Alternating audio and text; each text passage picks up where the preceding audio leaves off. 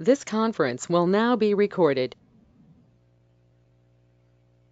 Hi, everyone, and welcome to week 3 of professional practice. We're almost there. Um, you have 2 weeks left, but we have a week of spring break in between. So I just want to make sure everybody knows that on April 22nd through Sunday, April 28th, you're on spring break. And that means there's no live sessions that week.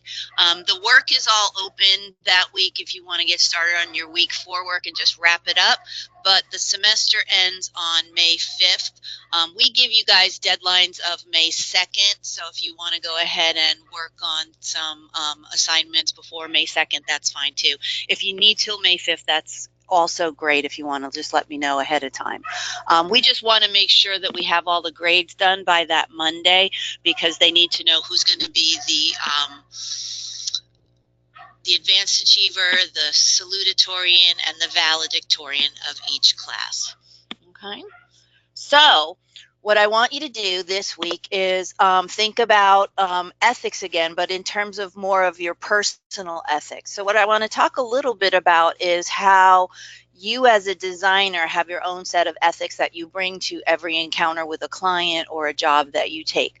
So, what we want to think about is how you need to know your client's business inside and out, and you have to keep that as a professional courtesy, keep their practices to yourself. So you want to always make sure that you are acting in the client's best responsibility and you have their goals in mind with every job you take.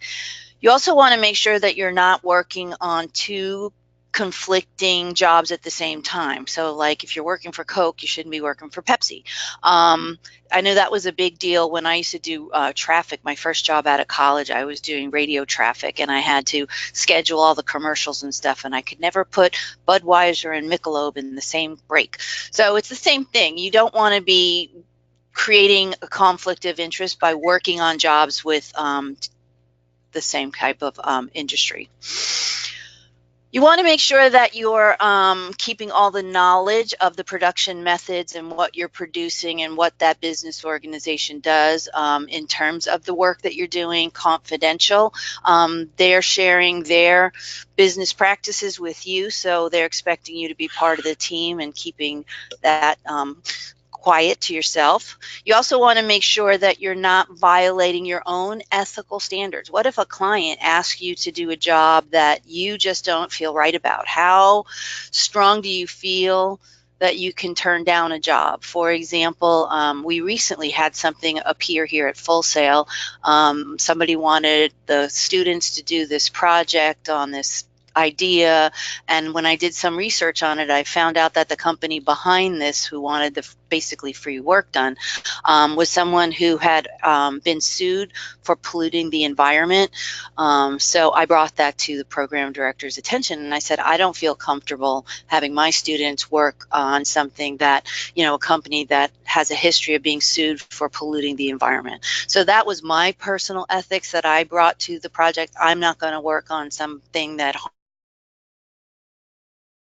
just my set of standards. So that's the things you want to kind of take away from this week. We're going to be working on the discussion board, which has its usual deadlines of Wednesday, Friday, and Sunday.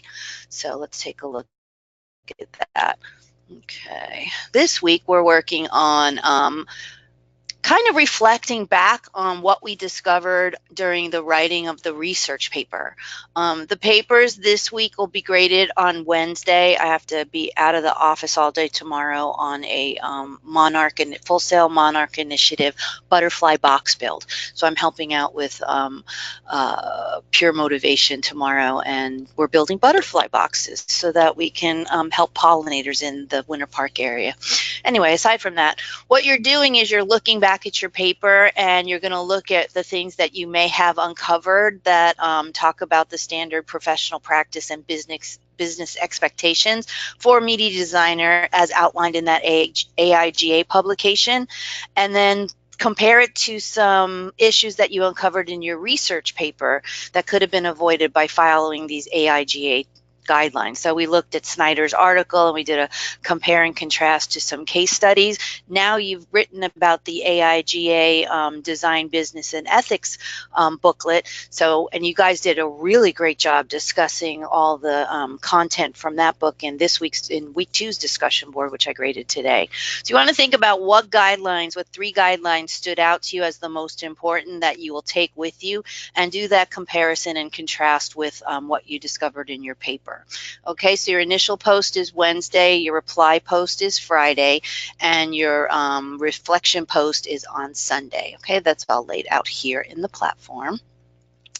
The other thing we're finishing up this week is the experience maps. I looked at everybody's initial drafts of your experience map and gave you some insights and maybe some comments. I was really impressed how far you guys had taken them. A lot of times I get initial drafts that are just a bunch of boxes, but y'all worked on your themes, and I was really impressed with the themes that you came up with. This one I talked about last week, about the fingerprint and making it personal and writing in a narrative form as opposed to like bullet points, but that's just a personal choice. This one I thought was cool. It has that sailboat, like nautical theme where the sailboats go racing around the world. So to this student, I guess going through media design MFA was like a race around the world in a sailboat. I don't know if I talked about this one. I always thought this one was really interesting because this was a photograph the student actually created.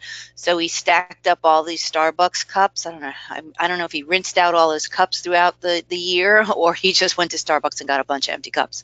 But he created this photo shoot, which if you follow the line where the cups go from brown to blue, that's his ups and downs of his journey.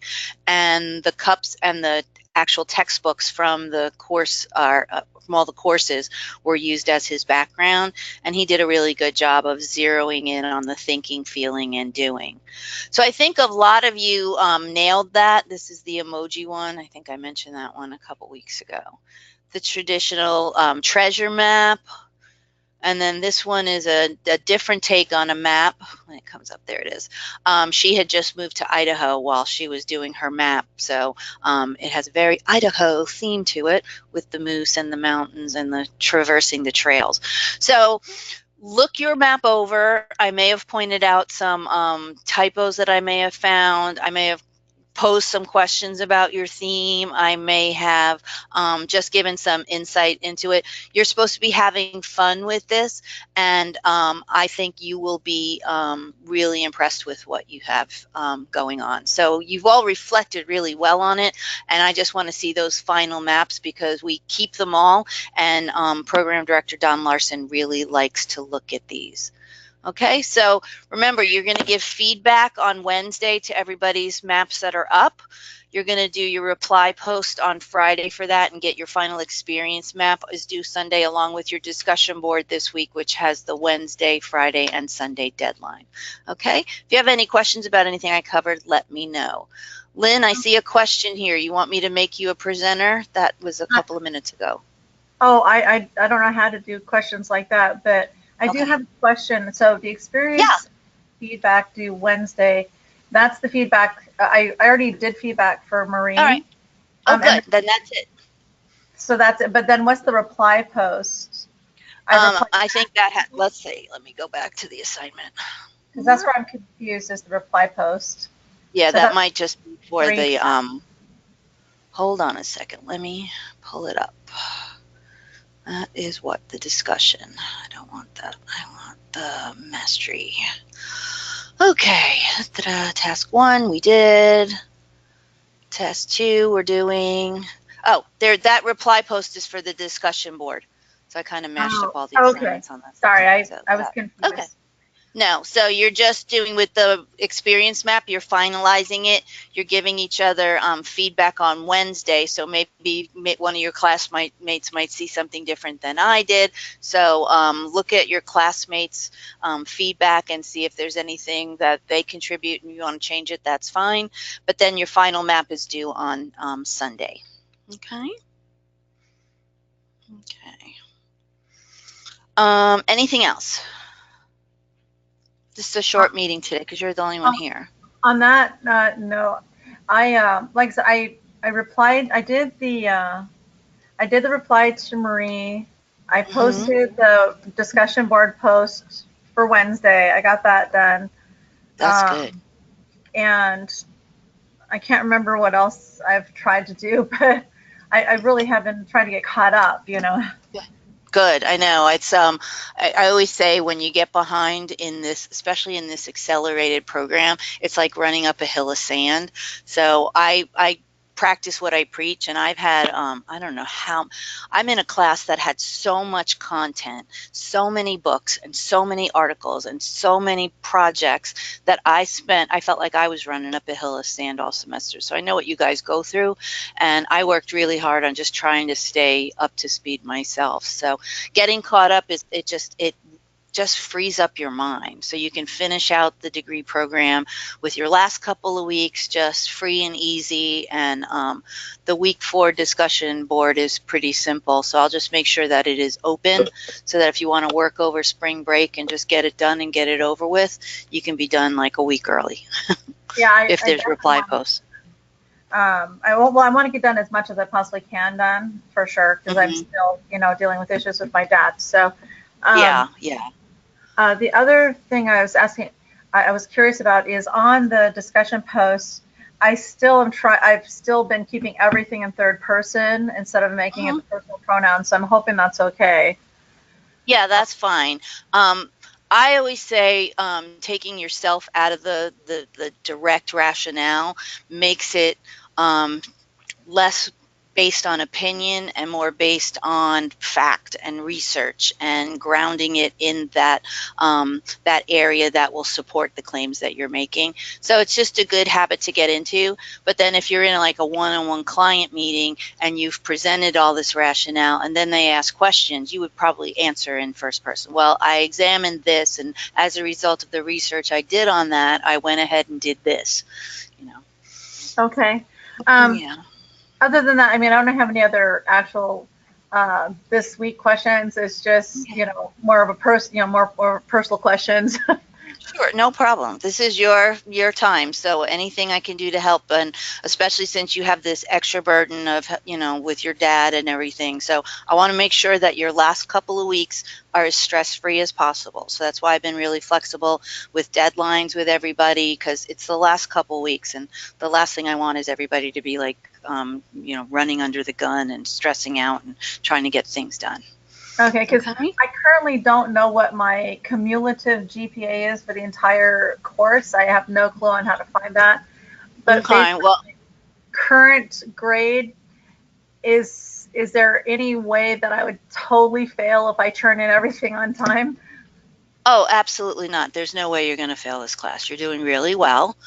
And I think, considering the circumstances you're under, that you're doing really well. So if you want, shoot me a message through FSO, and I will do some research on that and send you an answer. Okay? Okay, because I'm really, as an 8th grade dropout, I never went to high school, so I'm an 8th grade dropout. Yeah. Wow. I didn't know, I could not read until I was 16 years old. Wow. I did not find out I was dyslexic until I was in my 30s. Wow. So, look at what you've accomplished. That is amazing. You just made the hairs on my arms stand up. Wow. I'm trying to be an inspiration to my students, but it is a struggle. And I do have accommodations, but I couldn't get them access through this program. So I have literally made it this entire year without any of my accommodations for my hands and my dyslexia. So when I say I struggle with papers, I am legitimately struggling with all these papers. Yeah. But I've worked really hard to maintain good grades, you know, going back to school so late in life. You should be really proud, because as someone who went back late in life too, I did my first undergrad, like the regular, like I went through high school and then I went away to college on my parents' nickel and had a very good time. But I didn't take education seriously, and I came back to education in my late 30s and did a second bachelor's, and then I did my couple of master's degrees, and now I'm in the PhD. So you are the living proof of literacy is possible at any age, and you can do whatever you set your mind to. So you should be so proud, and you should be an inspiration to your students, because you just inspired me. So that's amazing. Well, thank you.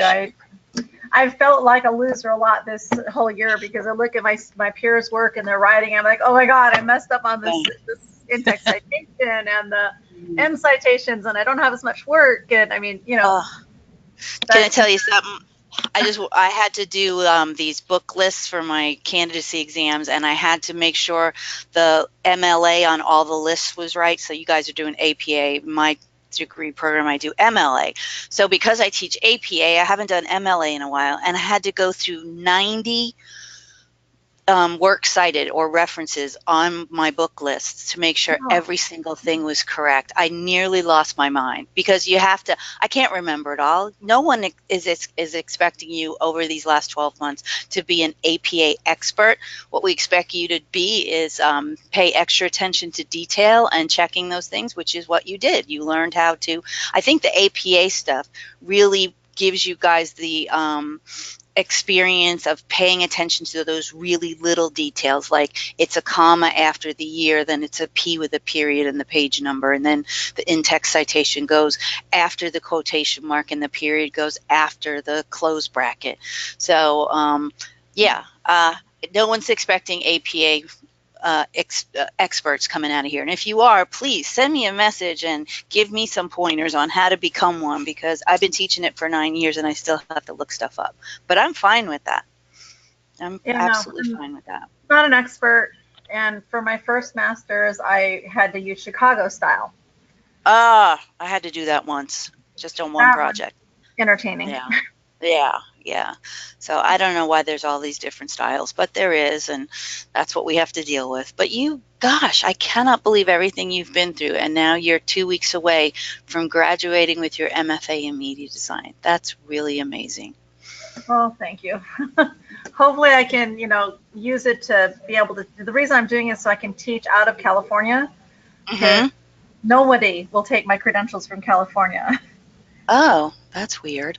Well, because California we're number 5 on the bottom of the list. We're number 5 from the bottom of the list in education in the United States.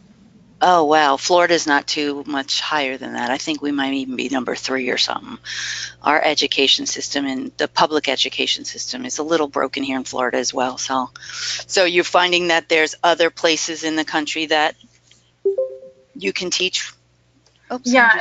With the master's, I can teach in other states as a sub and as a university teacher. Perfect. I don't have to have my credentials for that. Okay, but I have to have the Master's of Fine Art, and I have a Master's of Education.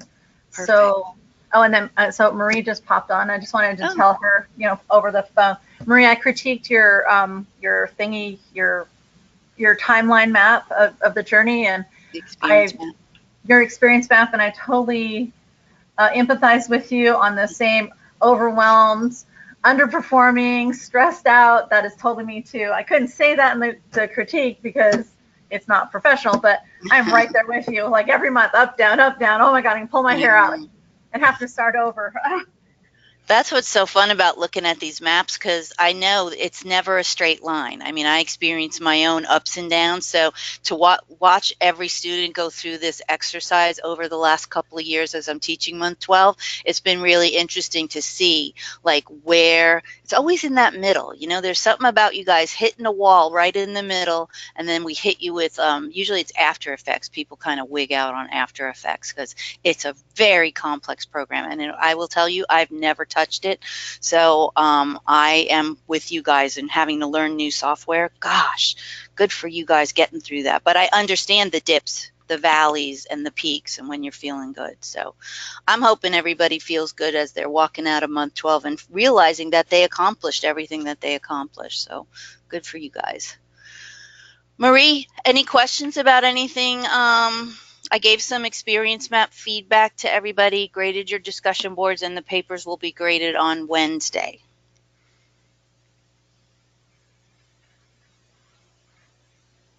Okay. I don't hear anything. Marie, can you hear us? Yeah, I can see her, but Yeah, I don't know if she can hear us. All right. Well, anything else you want to talk about, Lynn? Marie, if you have any questions, just type them in the chat window. yeah, I don't think so. I think I've, I think I can. I think I can. I know you can. I know you can. I know you can. And you know you should. You know you're gonna. You know you're gonna absolutely do this. So don't forget to shoot me that email and I'll get you the information you need. And for everybody that's in this class, you know, it's scary finishing up. You can't wait to be done, but then it's scary to be done because you're like, okay, now what? So yes, you may be insane like me and move on to another degree program, and that's fine. We have a master's in instructional design. That's a really cool program. So if you want to learn how to be an instructional designer for like a corporation or in education and stuff, there's a second master's if you want to do it. But for everybody else that doesn't want to continue in education, don't forget that career development is there to help you in all of your needs once you get past Full Sail and your MFA in media design. So you're always a part of this Full Sail family. Being an alumnus from this institution puts you in a special class because Full Sail people look out for other Full Sail people. So don't ever hesitate to contact me, reach out to career development, reach out to anybody that you need to talk to. Come by the campus if you're in town anytime and visit. You know, you're a member of our fraternity sorority now. You're a part of the family. So just know that we're always here and we've got your back. Okay. I did have one question that just came up when you're talking about the continuing, education and opportunity. I did the graduation requirement class thing, and I have my phone call scheduled at the end of this month. Okay. But I can't remember what they said about Adobe because I haven't been able to access this entire year that program. What? I have been using CS 15 on a PC Dell Mac with an i3 core.